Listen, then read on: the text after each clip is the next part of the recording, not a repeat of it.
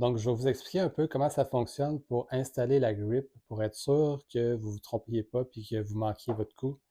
Donc, premièrement, moi j'ai mon bâton ici, je viens de le couper.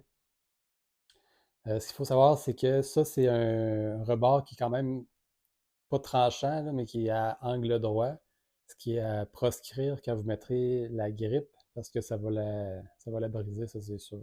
Donc, on va au moins mettre du tape autour pour la protéger et aussi, en fait, vous pouvez mettre la grosseur que vous voulez, la grosseur du knob, vous pouvez le faire à votre goût.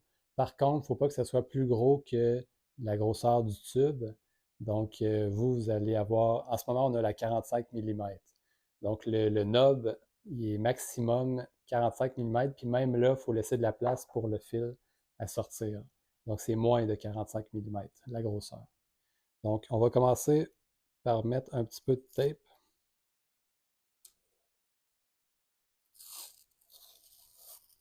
On n'en mettra pas beaucoup. Enfin, on va mettre ça comme ça.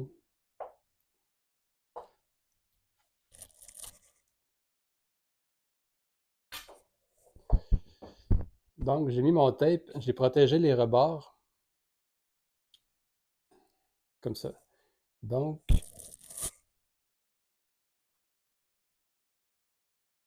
ce qu'il faut savoir, premièrement, avec la grip, ça, c'est pas une grip qu'on va vendre, c'est seulement un sample que j'ai qui me reste. Donc, ce qu'il faut savoir, on a la flèche ici. Ça, c'est tout le temps le bâton qui va sortir par là. Donc, vous avez votre bâton, vous le rentrez, puis le bâton, le bout du bâton sort du côté de la flèche et aussi le fil doit sortir du côté de la flèche. Donc on commence, vous le rentrez. En fait, ce qu'il faut savoir aussi, c'est qu'il faut laisser un petit peu de grip qui dépasse au-dessus du bâton, puisque ça va venir recouvrir le bout, le knob. Ça va faire une belle finition. On va pouvoir le couper au bout. S'il y en a trop long, on peut le couper. Et aussi, pour la hauteur de la grip, vous pouvez la mettre où ce que vous voulez. Vous n'êtes pas obligé de l'utiliser au complet. Vous pouvez le mettre ici. Vous allez avoir une grosse partie à couper, ça c'est correct. Donc on va commencer, je vais la mettre au complet, là, presque.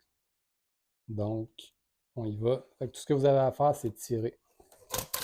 Comme ça. Là, vous allez voir, ça va commencer. Le tube va commencer à se défaire.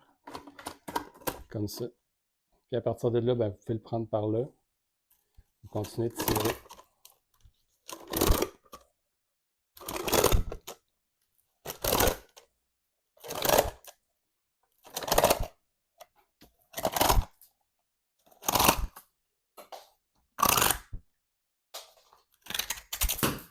Comme ça.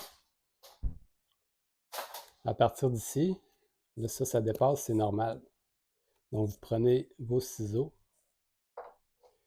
Tout ce que vous faites, c'est venir couper par-dessus le knob, assez proche,